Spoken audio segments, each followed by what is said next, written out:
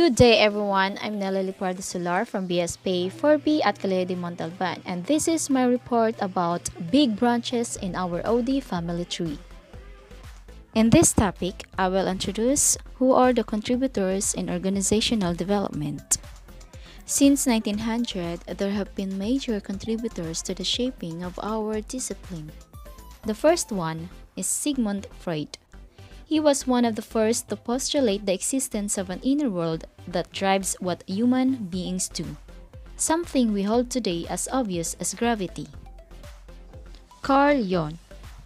He postulated the power of archetypes operating in the human psyche and emphasized the role of the shadow, those aspects of who we are that have not yet been integrated. He also legitimated the world of dreams and intuition and suggested that we were much more than rational beings living in a Cartesian Newtonian world. Third is B.F. Skinner.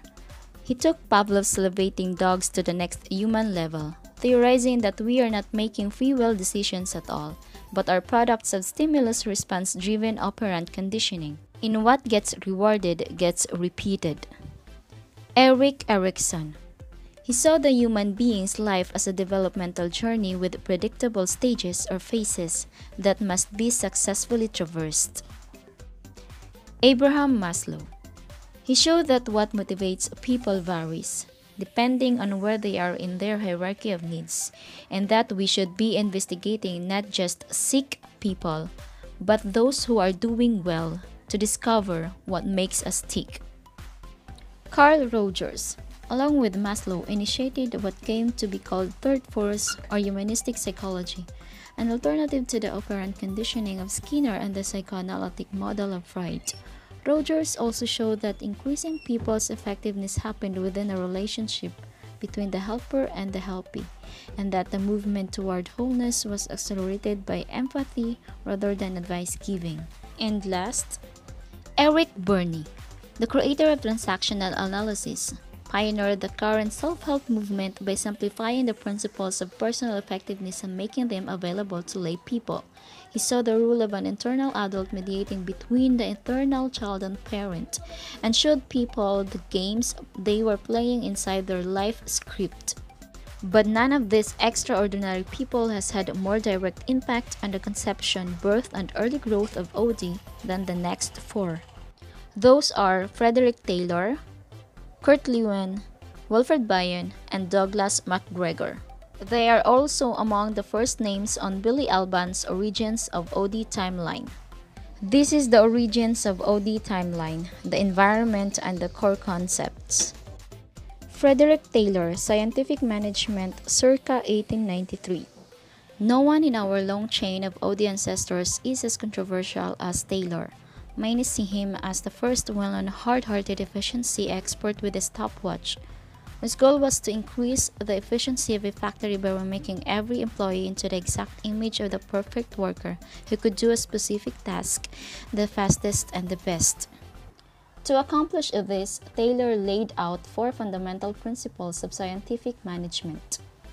Management should, first, replace much used rules of thumb, methods of doing a job with principles based on the scientific study of the tasks involved. Second, select employees scientifically based on specific job requirements and train them intentionally, rather than letting them train themselves or just hoping they learn how to do what they need to do. Third, develop and provide detailed instructions for each task and supervise, like measure them in their performance. And last, create an equal division of labor between themselves and frontline employees, with managers applying the principles of scientific management to workers who do the work. Kurt Lewin, the grandfather of OD circa 1946. Anyone who has ever uttered the words feedback or action research, group dynamics, self-managed work teams, or force field has been impacted by Kurt Lewin.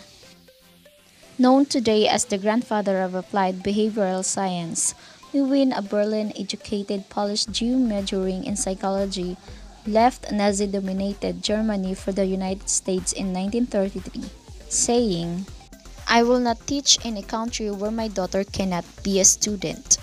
This practical way of thinking about real-world situations led him to create his revolutionary conceptual models for human behavior.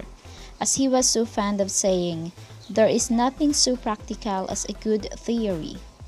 This is because a theory, from the Greek theorein to see, allows one to see what is happening in new ways. When the consultants arrived, they initiated what was then a radically different process, one that you will recognize as standard practice for OD facilitators today.